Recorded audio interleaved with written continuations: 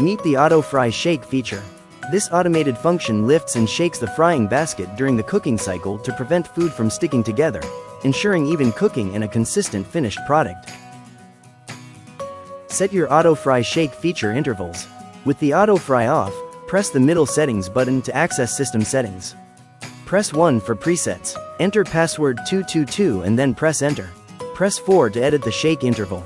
Enter interval between 5 and 30, and then press enter to save. To disable, leave at 0 and press enter.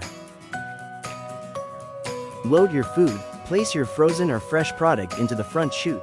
Close the chute, dropping the product into the fully enclosed oil pot.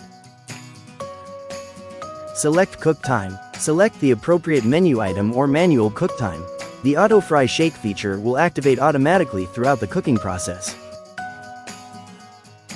Begin cooking. Once you select the time and start the cycle, the food basket will lower into the oil.